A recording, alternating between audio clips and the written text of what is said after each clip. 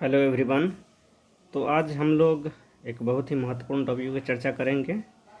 इसमें आप लोग पहले से भी जानते होइएगा कि भारत में जो तटीय सीमा थी वह द्वीपीय द्वीप को मिलाकर, जिसमें इधर हम बना सकते हैं कि इधर लक्षद्वीप, अंडमान निकोबार द्वीप समूह इधर में है।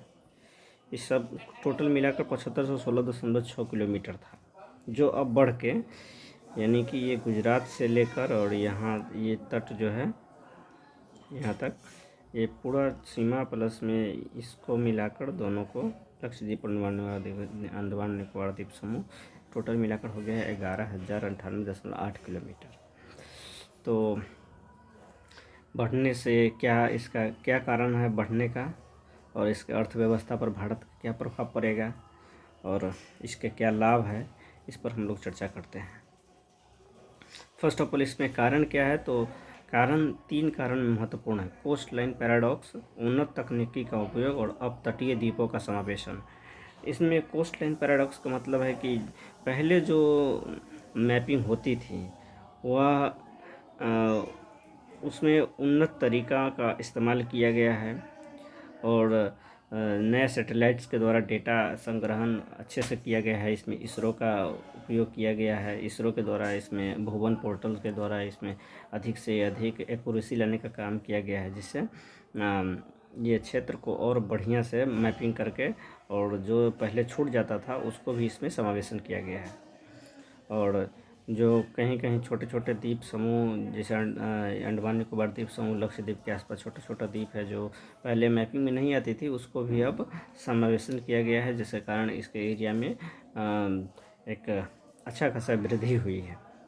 अब इसमें अर्थव्यवस्था पर क्या प्रभाव पड़ता है, तो अर्थव्यवस्था प्रभाव में फर्स्ट EEZ एक कॉन्सेप्ट होता है, जो EEZ exclusive economic zone, Bharat के जो तटीय सीमा है उससे बाहर तीन तरह का इस तरह का प्रावधान है,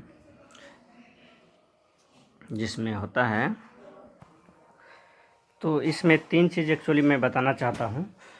एक मैप बना लेते हैं छोटा सा और उस पर समझने का प्रयास करते हैं। ये भारत का मान लीजिए, ये जो लाइन है इसको जीरो लाइन माना जाता है। जीरो लाइन मानकर यहाँ से काम किया जाता है। तो यहाँ से तीन क्षेत्र होता है। एक होता है 12 नॉटिकल मील, इसको कहा जाता है प्रादेशिक समुद्री सीमा।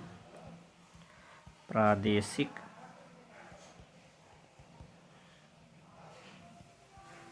समुद्री सीमा। और एक यहाँ से होता है 24 किलोमीटर, 24 नॉटिकल माइल, इसको कहा जाता है संलग्न क्षेत्र या अविच्छिन्न मंडल, कंटिज्यूअस जोन, संलग्न क्षेत्र। और यहाँ से जीरो लाइन से 200 मीटर पे, 200 नॉटिकल माइल पे एक क्षेत्र होता है जिसको EEZ यानी कि एक्सक्लूसिव इकोनॉमिक जोन, अनन्य आर्थिक क्षेत्र, इसको कहा जाता है अनन्य आर्थिक क्षेत्र। तो इसमें जो EEZ के में विस्तार होगा, इससे क्या होगा कि भारतीय व्यापार और वाणिज्य में भी इसका पॉजिटिव इम्पैक्ट पड़ेगा। लाभ होगा कि लाभ में हम चर्चा की है तीन चीज़ का। तटीय सुरक्षा और निगरानी बढ़ेगी, आपदा का प्रबंधन बेहतर तरीक़ा से होगा और पर्यटन और सतत विकास में भी लाभ मिलेगा। और एक चीज़ यहाँ प्रभाव में EEZ हो गया ब्लू इकोनॉमिक, जो SDG गोल नंबर 14 है, जैसे लाइफ बिलो वाटर होता है, फिशरीज वगैरह में फ़ायदा मिलेगा। सागरमाला परियोजना है, उसमें भी इससे सहायता मिलेगी। तो ऑल ओवर ये जो कोस्टल लाइन एरिया बढ़ा है, इसको यहाँ से ये पूरा ले सकते हैं हम ये सब। और इधर ये वाला और ये वाला, ये सब का एक पॉजिटिव इम्पैक्ट पड़ेगा। इसको हमको याद रखना है डाटा के रूप में। 7516.6 किलोमीटर पहले था, जो बढ़ के अब हो गया है 11,098.8 किलोमीटर। पहले लोग इसको याद रखते थे और कई बार क्वेश्चन आता भी था इससे।